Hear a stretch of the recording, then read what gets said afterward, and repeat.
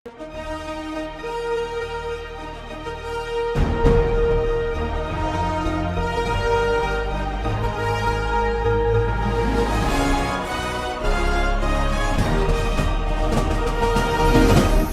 பார்த்து கொண்டிருப்பது உங்கள் ஜாஷ்வா டிவி. சகல ஜனங்களுக்கும் நற்செய்தி.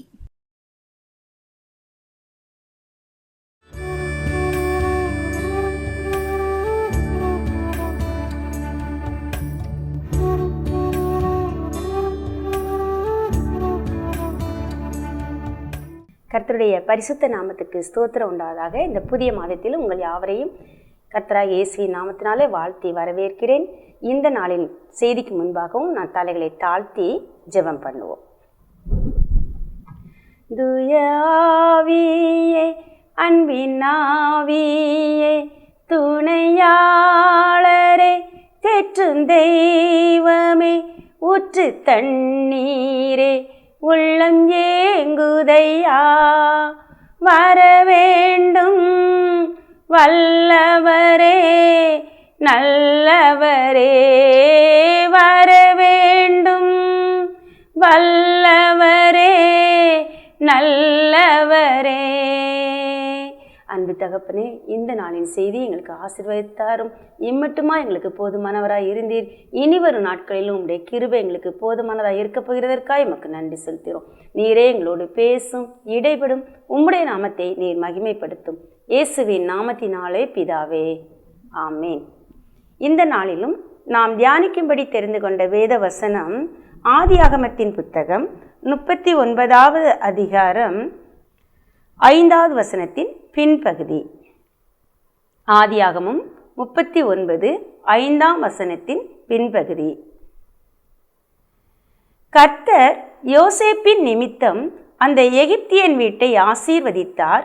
வீட்டிலும் வெளியிலும் அவனுக்கு உண்டானவைகள் எல்லாவற்றிலும் கர்த்தருடைய ஆசீர்வாதம் இருந்தது. வீட்டிலும் வெளியிலும் அவனுக்கு உண்டானவைகள் எல்லாவற்றிலும் கர்த்தருடைய ஆசீர்வாதம் இருந்தது. இந்த புதிய மாதத்திலையும் புதிய வாரத்தில் நாம் ஒருவரை ஒருவர் பார்க்கிறோம். இந்த நாளில் ஆண்டவர் நம்ம ஒவ்வொருவரையும் பார்த்து சொல்கிறாரு, வீட்டிலும் வெளியிலும் உங்களுக்கு உண்டானவைகள் எல்லாவற்றிலும் கர்த்தருடைய ஆசீர்வாதத்தை உண்டு பண்ணுவேன் அப்படின்னு சொல்லி ஆண்டவர் நம்ம ஒவ்வொருவருக்கும் வாக்களிக்கிறார். ஸோ நம்முடைய வீட்டிலும் நமக்கு வெளியில் உண்டான எல்லாவற்றிலும் உள்ள பணியிடமாக இருக்கலாம், ஊழிய காரியங்களாக இருக்கலாம், அண்டை அயலாரோட நம்முடைய உறவாக இருக்கலாம், சொந்த பந்தங்களோட நம்முடைய காரியங்களாக இருக்கும். எல்லா எல்லையிலும் வீட்டிலும் வெளியிலும் நமக்கு உண்டானவைகள் எல்லாவற்றிலும் கர்த்தருடைய ஆசீர்வாதம் இருக்கும் அப்படின்னு சொல்லி இந்த மாதத்தில் தேவன் நமக்கு வாக்கரில் இருக்கிறார். இன்னொரு இடத்துல ஆண்டவர் சொல்லுவார், நீ பட்டணத்திலும் ஆசீர்வதிக்கப்பட்டிருப்பாய், வெளியிலும் ஆசீர்வதிக்கப்பட்டிருப்பாய் அப்படின்னு சொல்லி.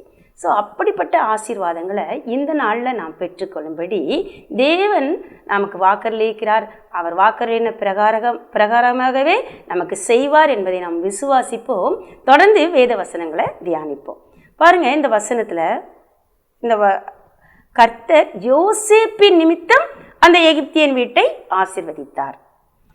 இந்த நாளில் நாமும் கூட கர்த்தராகிய இயேசு கிறிஸ்துவின் நிமித்தம் நாம் ஆசீர்வதிக்கப்பட்டிருக்கோம், ரட்சிக்கப்பட்டிருக்கோம், அபிஷேகம் பண்ணப்பட்டிருக்கோம். இந்த நாளில் நம்ம ஆசீர்வாதமாக வாழ்ந்து கொண்டிருக்கிறோம். இன்னும் இந்த நாளில் சொன்ன இந்த வசனத்தின்படியும் கர்த்தர் நம்மை ஆசீர்வதிக்க வல்லமை உள்ளவராக இருக்கிறார். ஆனால் யாருடைய நிமித்தம்னு சொல்லி பார்த்தோன்னு சொன்னால் கர்த்தராகிய இயேசு கிறிஸ்துவின் நிமித்தம். எப்படி யோசேப்பின் நிமித்தம் அந்த எகிப்தியனாகிய போத்திபாரோட வீடு ஆசீர்வதிக்கப்பட்டதோ அதே போல நாமும் நம்முடைய வீடும் நமக்குரிய எல்லாவற்றும் ஆசீர்வதிக்கப்பட இயேசு கிறிஸ்துவோடைய கிருபை போதுமானதாக இருக்கிறது. அவர் நமக்காக சிலுவையில் சிந்தின விலையேற பெற்ற இரத்தம் போதுமானதாய் இருக்கிறது. நாம் ஆசீர்வதிக்கப்படுவதற்கு அவர் தன்னுடைய எல்லாவற்றையும் கிரயமாக செலுத்தி இருக்கிறார்ங்கிறத முதலாவது நம்ம விசுவாசிப்போம். விசுவாசித்து அந்த ஆசீர்வாதங்களை உரிமை பாராட்டுவோம். ஏற்ற காலங்களில் கர்த்தர் எல்லாவித ஆசீர்வாதங்களையும் சுதந்திரிக்க நமக்கு அருள் செய்வாராக. பாருங்க, இந்த வசனத்தில் சங்கீதம் ஆதியாகமம் 39 முதல் வசனம் சொல்லுது, யோசேப்பு எகிப்துக்கு கொண்டு போகப்பட்டான். யோசேப்பு எப்படி எகிப்துக்கு கொண்டு போகப்பட்டாரோ அதே போல இயேசுவானவர் யோசேப்பு தன்னுடைய தகப்பன் வீட்டை விட்டு தகப்பனையும் தகப்பன் வீட்டாரையும் பிரிந்து இந்த எகிப்து தேசத்துக்கு கொண்டு போகப்பட்டார். அதே போல் இயேசு கிறிஸ்துவும் தன்னுடைய பரம தகப்பனையும் பரலோக சந்தோஷத்தையும் துறந்து இந்த உலகத்துக்கு என்ன கொண்டு வரப்பட்டார். யாருக்காக?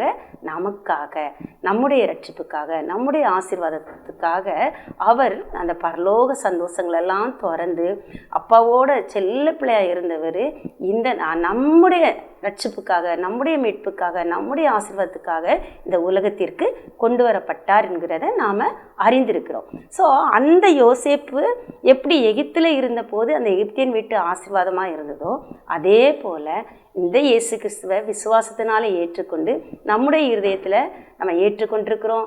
நம்முடைய வீட்டுக்குள்ளே அவர் வாசமாக இருக்கிறாருங்கிறத நம்ம விசுவாசிக்கிறோம். நமக்கு அவர் போதுமானதாக இருக்கிறார் என்கிறத நம்ம விசுவாசிக்கிறோம். ஸோ அவர் நிமித்தம் நாமும் நம்முடைய குடும்பமும் ஆசீர்வதிக்கப்பட நிச்சயமாய் ஆசீர்வதிக்கப்படும்.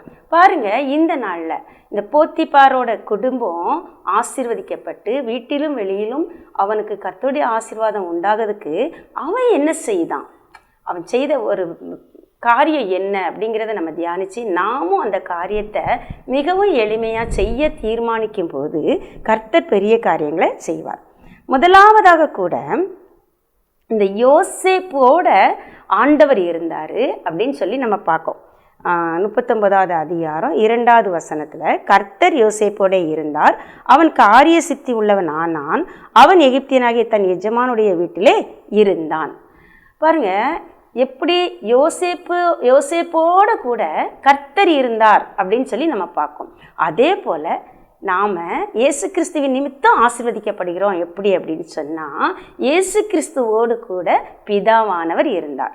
இதைத்தான் வேதவசனம் யோவான் எழுதின சுவிசேஷம் 8ம் அதிகாரம் 29வது வசனம் சொல்லுது.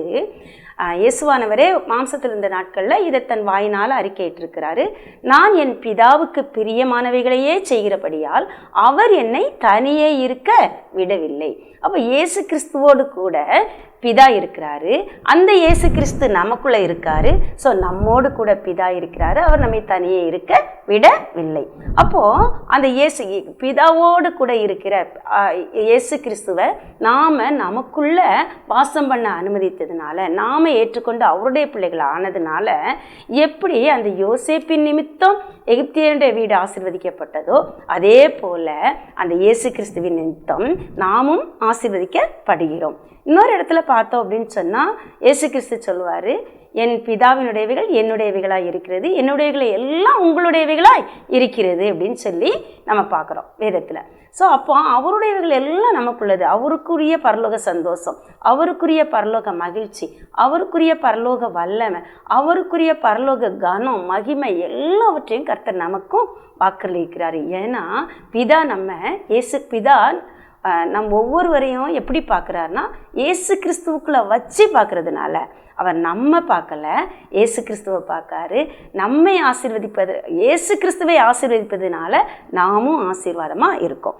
அதைத்தான் போத்திபார் சொல்கிறார் 3ஆம் வசனத்தில் பாருங்கள், கர்த்தர் அவனோட இருக்கிறார் என்றும் அவன் செய்கிற யாவையும் கர்த்தர் வாய்க்க பண்ணுகிறார் என்றும் அவன் எஜமான் கண்டு. பாருங்க, இன்னைக்கு ஆண்டவருடைய பிள்ளைகளாக நம்ம ஒவ்வொருவரும் ஆசீர்வதிக்கப்படுகிறத இந்த உலகத்தார் கண்டுகொள்ளத்தக்க ஆண்டவர் நம்மை ஆசீர்வதிப்பார்.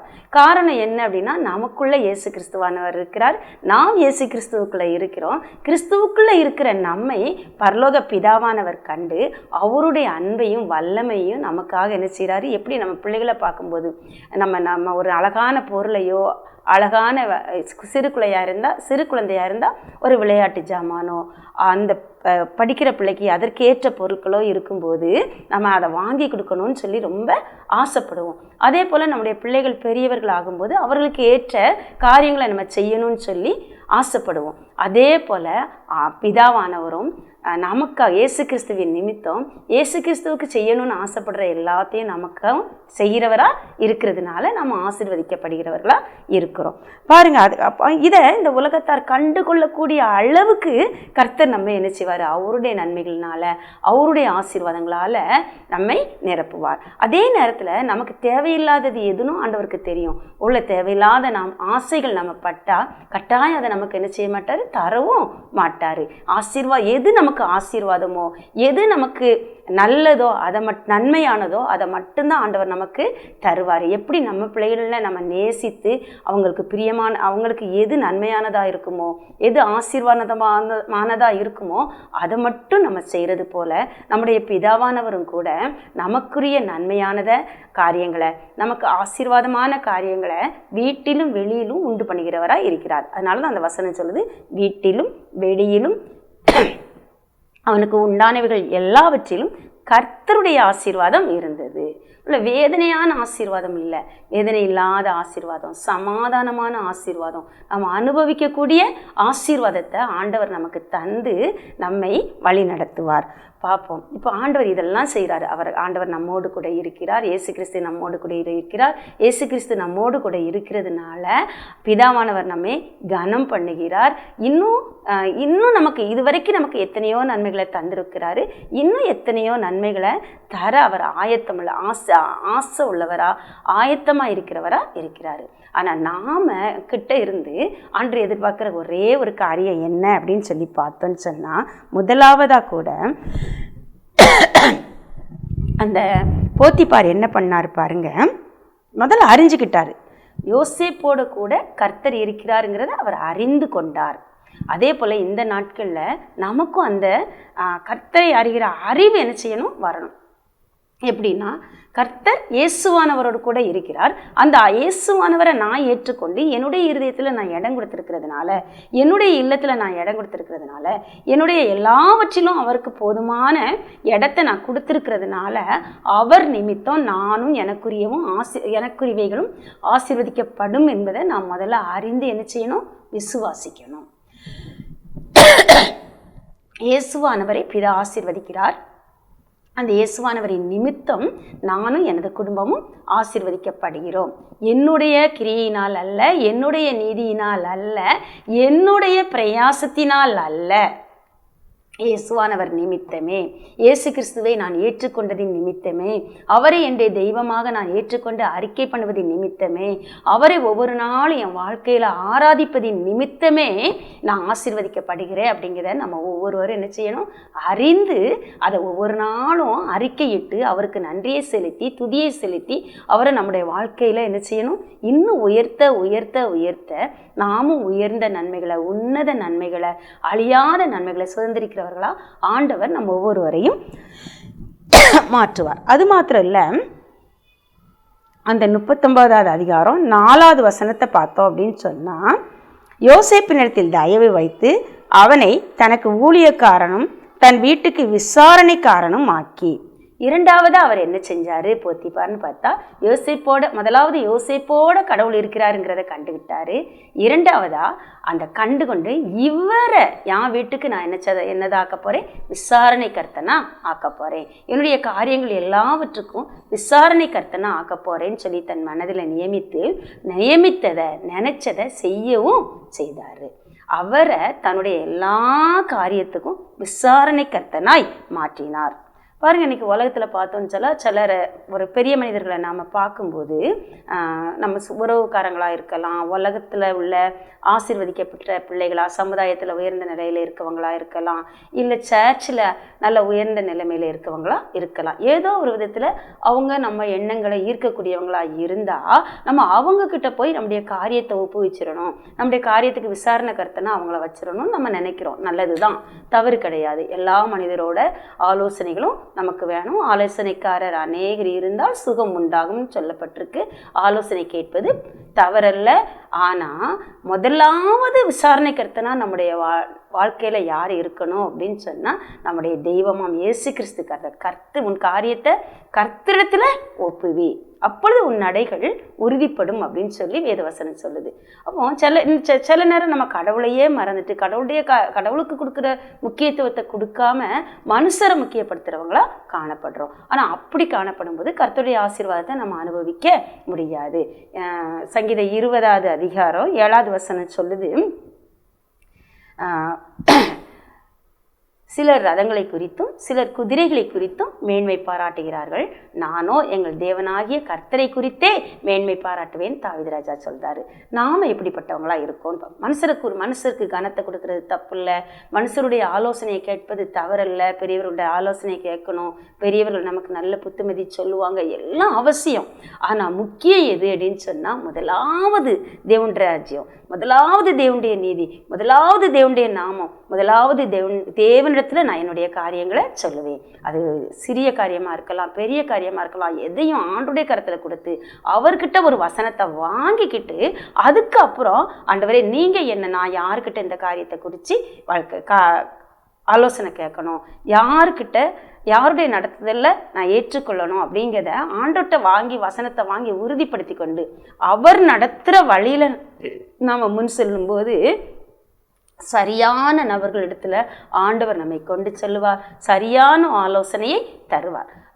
வேதத்தில் பார்த்தோன்னு சொன்னால் ரூத்தின் புத்தகத்தில் ரூத்தை ஆண்டவர் எப்படி அந்த நகோமி மூலம் ஆண்டவர் எவ்வளோ நேர்த்தியாக வழி நடத்தினார், அப்புறம் எப்படி அவளுக்கு சரியான ஆலோசனையை கொடுக்கக்கூடிய போவாசுக்கு நேராக வழி நடத்தினாருங்கிறதுலாம் நமக்கு தெரியும். ஆனால் அவள் வந்தது கர்த்தருடைய செட்டைகளின் கீழே அப்படின்னு சொல்லி வேதவசனம் சொல்லுது. ஸோ முதலாவது ஆண்டவரை நம்முடைய காரியங்களை எல்லாம் நம்ம தேவ சமூகத்தில் சொல்லி பழகுவோம். தேவ ஆலோசனையை பெற்றுக்கொண்டு அவர் நடத்தும் விதத்தில், அவர் வழிகாட்டுற விதத்தில் நம்ம முன் செல்லும் போது கர்த்தர் நம்முடைய காரியங்கள் எல்லாம் வீட்டிலும் வெளியிலும் ஆசீர்வதிக்க வல்லமையுள்ளவராய் இருக்கிறார். ஸோ அவரை முதலாவது நம்ம வீட்டோட எல்லா காரியங்களுக்கும், நம்முடைய காரியங்கள் எல்லாவற்றுக்கும் விசாரணை கர்த்தனா நாம் வைக்கணும். முதல் காரியம் அது.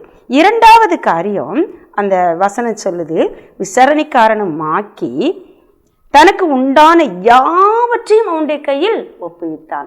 கொஞ்ச காரியத்தை இயேசுவானவர் கையிலையும் கொஞ்ச காரியத்தை மனுஷரோட கையிலையும் நம்ம ஒப்பு கொடுக்குறவங்களா காணப்படக்கூடாது. என்னுடைய எல்லாவற்றுக்கும் அவர் தான் அதிகாரி, என்னுடைய எல்லாவற்றுக்கும் விசாரணை கர்த்தர் அவர் தான் அப்படின்னு சொல்லி நம்முடைய A to Z எல்லா காரியங்களையும் ஆண்டோடைய கரத்தில் ஒப்புவிக்கும் போது அவர் எல்லாவற்றுக்கும் எல்லாமா இருந்து அவரோட நமக்கு சில நேரம் சகோதரனை போல ஒத்தாசை செய்ய ஒரு விசாரணை கர்த்தன் தேவைப்படும்.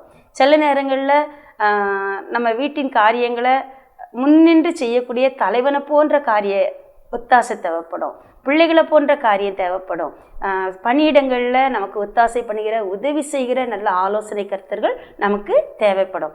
ஊழிய காரியங்களில் நம்மளோடு தோள் கொடுக்கிற ஊழியர்கள் நமக்கு தேவைப்படுவாங்க. இது எல்லாவற்றுக்கும் முதலாவது ஆண்டவரை நம்ம தேடும்போது சரியான ஆட்களை சரியான நேரத்தில் சரியான சமயத்தில் கர்த்தர் கொண்டு வந்து நமக்கு என்ன செய்வார், தருவார். அதுதான் தேவ ஒத்தாசை.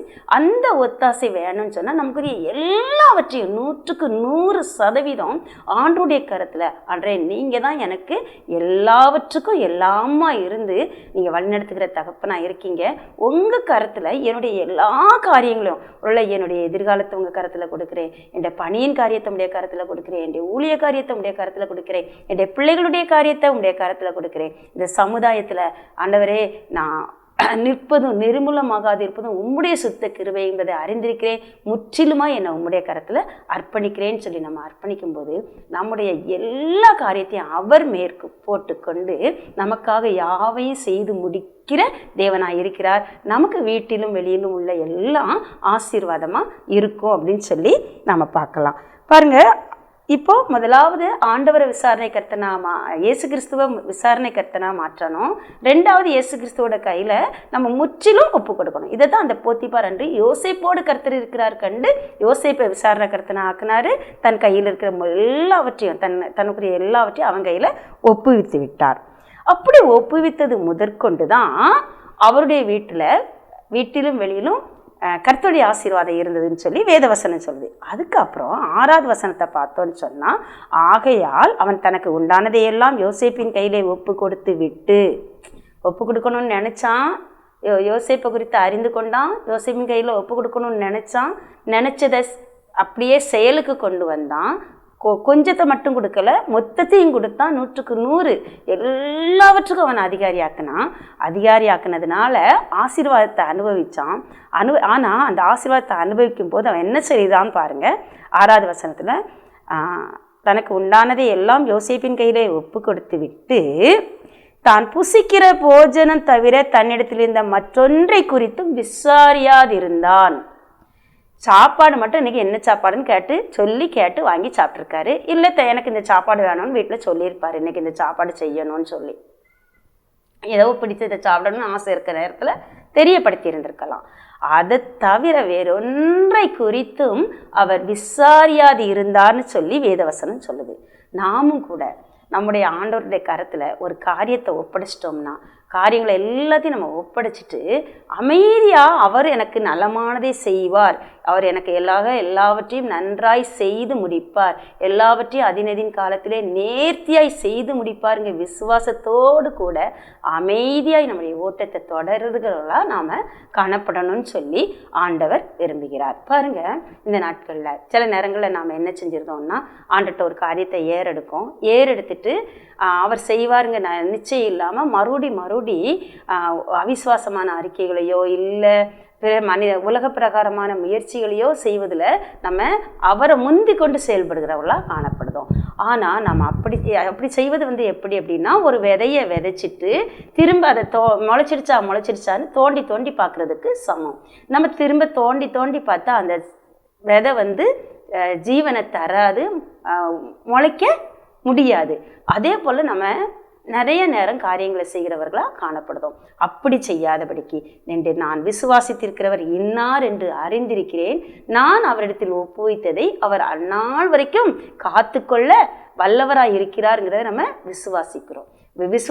நான் விசுவாசித்திருக்கிற இன்னார் என்று ஆகையால் நான் வெட்கப்படுவதில்லை அப்படின்னு சொல்லி பவுல் தன் தீமோத்தேயு நிருபத்தில் அறிக்கையிடுகிறார். நாமும் கூட அதே போல் அறிக்கையிட்டு, நான் விசுவாசித்திருக்கிறவர் இன்னார் என்று அறிந்திருக்கிறேன், அவர் என்னுடைய எல்லா காரியத்தையும் அறிந்திருக்கிறார், அவரிடத்துல நான் ஒப்புவிச்சிருக்கிறேன், ஆதலால் நான் வெட்கப்பட்டு போக மாட்டேன், அவர் எனக்காக எல்லாவற்றையும் நேர்த்தியாய் அதினதின் காலங்களில் செய்து முடிப்பார், சிறப்பான சுதந்திரத்தை எனக்கு தந்தருள்வாருங்க. விசுவாசத்துக்கூட கூட ஒவ்வொரு நாளும் ஸ்தோத்திரங்கிற நீரை நாம் விதைக்கு பாய்க்க ஆரம்பிப்போம்.